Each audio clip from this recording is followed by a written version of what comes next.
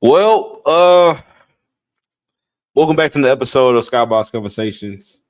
There's no way around it. The Lakers have been pretty bad lately. Um, I think losing 3 games in a row by combined, like by an average of 20 plus points. You got a Bulls team that put up 150 and damn near 75 points in the paint on you. Kobe White went for damn near 40, and then you had Franz Wagner and Paulo combined for 62. Giannis was Giannis against you. Um, just some bad games, right? Um, or was it even was that the game? I don't know. I'm trying to remember because I think Bron wasn't playing when we played the Bucks. But anyway, we've been losing, right? And it wouldn't be me if I didn't have a countdown and a number to be exact as to what those reasons are. Because again, we look at the game from a different reason, and it's one thing to just be able to say the Lakers suck, the Lakers suck, the Lakers just stink. But why do they stink? What has been going on?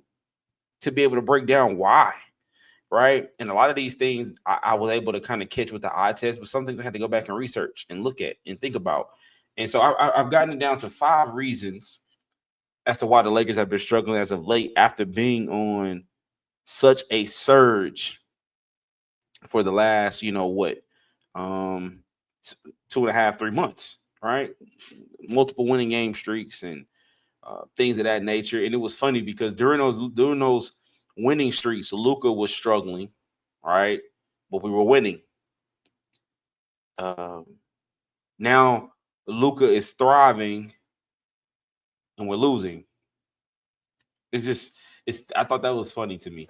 Um, but again, there are a few things that I feel like are the main reasons why we're losing a lot of these different games. Um, Again, just frankly, just getting our ass whooped if we want to be honest about it. And I've broken it down to like 5 main reasons as to what those are. And so I'm gonna break them down for y'all right now. As soon as my stuff stops tweaking. Okay, so number one being, man, just defensive vulnerabilities. I think and that's funny saying that because again, since Dorian Finney-Smith got there and him and LeBron got connected and we found this new identity of the defensive end. We were dominating teams and giving teams real problems and trying to live with certain guys being the ones to take certain shots, right?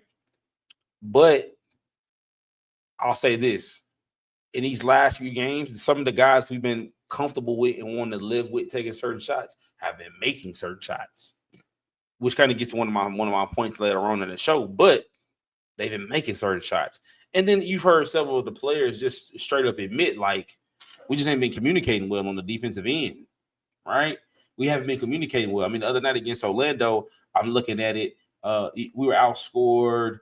What was it? 34-18 in the third, and then 41-15 in the fourth, right? Against the Magic. Not saying that the Magic aren't good because if they had those injuries, they probably be like a top 3 seed in the East for real, top 4. So I'm not disrespecting them, but you got outscored. What's that a combined? What's that 75-30? So that's combined. So you got outscored 42 points in the second half. So not only could you not score, you couldn't stop nobody. And then just not being able to just communicate properly, which was one of the key things in which we were excelling at, when we were on our winning streaks and when we were being dominant. And even JJ said it. One thing we really miss about LeBron is his communication on the defensive end. We've needed that. And even though he's back, I think this kind of pushes into one of these next points right here is the integration of returning players. I think we were learning to have to play without LeBron and Rui and even Jackson Hayes for a little while, right? You start learning Jackson Hayes helped tremendously, right? But playing without those two, Rui and LeBron, Luka had the ball in his hand much more. Austin was able to truly be a 1B, right? Um Jackson was feasting even more. Dorian Finney-Smith, his role adjusted a little bit without Rui. His rope was a little bit longer without Rui. So certain things change when you don't have those type of guys. And you talking about two starters or two dudes that are key to our rotation. So try to integrate them and get them back into a rhythm can sometimes mess up the flow of the current team that you already have without those two. So you're trying to figure that out. How do I still get these guys their touches? How do I let them get back into game shape? How do I let them get reacclimated into this lineup? Like what? Rui having to come off the bench. Is so many things that you're juggling and adjusting that sometimes can take time.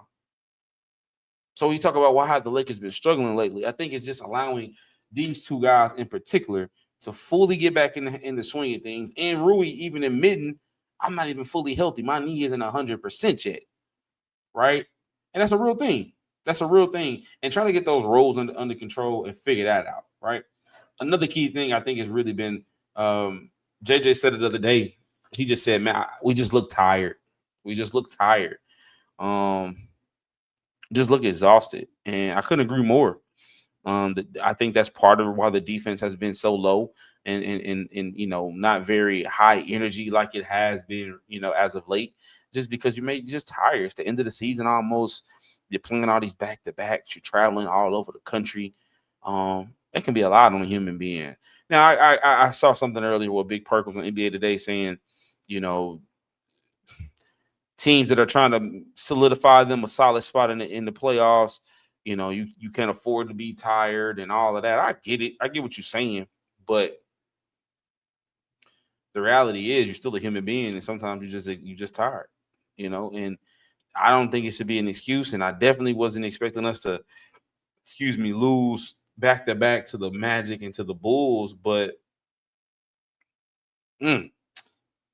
that scheduling is tough, man. You find all these back to backs and 3 games and 4 nights, and traveling from the East Coast to the West Coast, and like that's a lot, man. And so I think that's also been a challenge for us. Is just overcoming that, and it may sound like that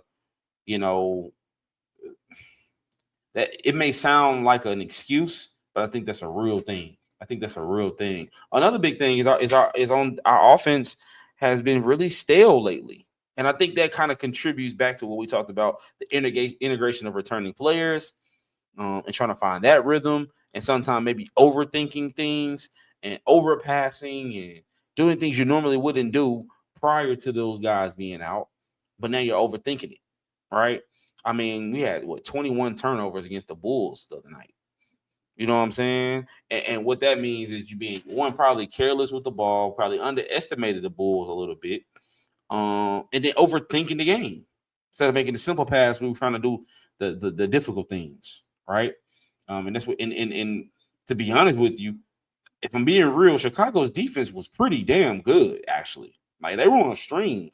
They were playing some pretty good defense, and then it feels like lately, when it comes to like LeBron and Luka, even though LeBron just got back, it feels like, especially these last few games, LeBron and Luka kind of playing this your turn, my turn thing, or even Luka and Austin, your turn, my turn thing, versus, when we were really winning with those guys, it felt like just this cohesive, we all eating, right? When we had 4 or 5 guys in double figures, right? I remember, bragging a few weeks ago about Rui having 20, right? Bron having 30, Luka having 27, and also having 23, right? Like I remember bragging about these things just not too long ago. And then you got other dudes trickling in with 10 and 7 and 8. And like right now, it doesn't feel that way. It kind of feels like the ball is sticking, and it's not a lot of cohesiveness. It's not a lot of togetherness. It's kind of a back and forth, your turn, my turn, which is what we were worried about from the front. And I think, again, it goes back to the overthinking, the trying to get guys back comfortable and acclimated and in the system and getting touches and getting shots. Yeah, I really do think that's what the other thing is. And then last but not least, you got to just be real. The Bulls and the Magic in particular, talking about these last 2 losses in particular, those 2 teams really were hooping. I'm just gonna be real with you. As much as you want to say our defense was bad, the Bulls were hitting some tough shots, and then they turned around and did it to the Nuggets a couple nights later, or maybe the next night, if I'm not mistaken.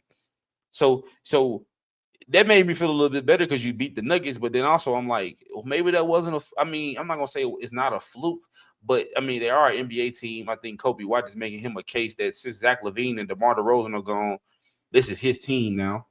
He's making that case because he had shit damn near 40 on the Nuggets the other day, and then gave us that work. And so then that Buzelis kid they got is a dog, right? And then like I said about the Magic, that's two superstars. I mean, those are two future superstars in Banchero and Franz Wagner. And then you get Jalen Suggs back, and they all was healthy in all them games they missed from each other. And you get the other Wagner brother back coming off the bench. Man, you talking about a team that can make a crazy deep run. And so that's it's just tough, man. They just been hooping. They just been hooping. I mean, Banchero and Wagner gave you 62. Then the Bulls put up 150. They had like 4 dudes in double figures. And damn near all of them hit 15 or more, if I'm not mistaken. So, like, dudes was just hooping, man. You know, and so when you talk about why the Lakers stunk so much, these are my 5 reasons. I think our defenses hasn't been in the same. I think we're a little bit worn down. I think you're trying to get dudes acclimated and back comfortable in the lineup. Our offense has been stale. Turning the ball over way too much, live ball turnovers at that, and dudes are circling the Lakers on the schedule, and they coming out giving it their best shot, and we haven't been able to respond as of late. And so, some things we got to fix. More in particular, we got to get healthy and get rested as much as possible. We got to fix that defense and that communication. Bron and Rui have to continue to get reps, so it's good they're playing tomorrow against Indiana, or technically today against Indiana. And our offense has to get that fire back, that ball movement, that creativity that we were playing with. And make opponents feel us. They can't be comfortable out there. You know what I mean? And I think the sooner we do that, we can get back to our winning way to close out this last 11 games, 10 games of the season. Because now we're down to a 5th seed, and we're playing a tough Indiana team that has been winning.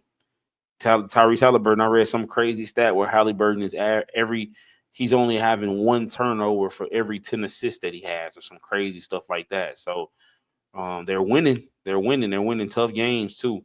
And so they're not going to be easy to beat. And you just lost to the Magic and the fucking Bulls. So just pray for us, man. But yeah, I'm gonna end it right there, man. I love y'all so much. Be sure to like and subscribe to this video. I think that's the perfect way to end it. I'll see y'all later, man. Peace.